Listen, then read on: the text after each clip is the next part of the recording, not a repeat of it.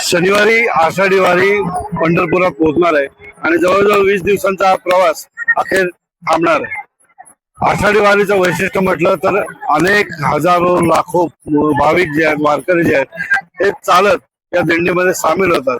राज्यभरातून सगळ्या या दिंड्या पंढरपूरमध्ये येतात आणि विठ्ठलाला नमन करून नंतर ही दिंडी संपली जाते। तर या सगळ्यामध्ये जर बघितलं तर जो भाविक वर्ग आहे या ठिकाणी जर आज पंढरपुरामध्ये म्हणजे आज शुक्रवारी या पंढरपुरामध्ये जवळजवळ 25 ते 30 लाख भाविक हे या पंढरपुरात आल्याची माहिती सूत्रांनी दिलेली आहे। एकूणच जर बघितलं तर आपण जे आहोत ते आता चंद्रभागेच्या तीरी आहोत। ही चंद्रभागा नदी आणि बाजूला आपण जर संपूर्ण मॉब बघितला तर हा लाखोंचा मॉब या ठिकाणी जमा झालेला आहे। आज शुक्रवारी हा मॉब सगळ्या या ठिकाणी दिसून येतो। तर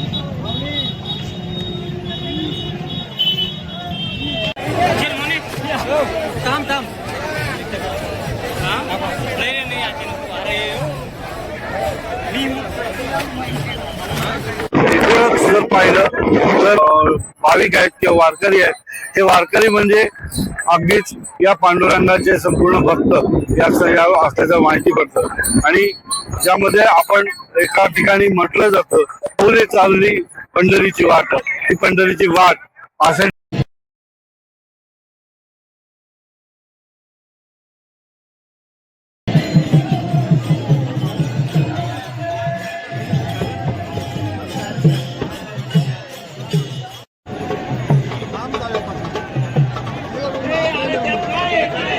आषाढी एकादशीच्या दिवशी आज पंढरपुरात येऊन थांबणार आहे।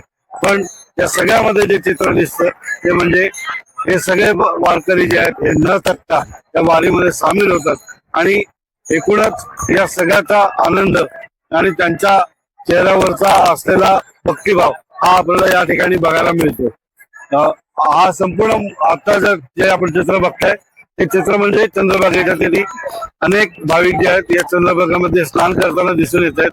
काही या चंद्रभागेच्या तीरी बाजूला बसलेले आहेत आणि आपली जी श्रद्धा या पांडुरंगावरती जी आहे त्याच्याकडे मागणं मात्र नक्की एक करत असतील की पांडुरंगा या सगळ्या भक्तांना सुखी आयुष्य दे।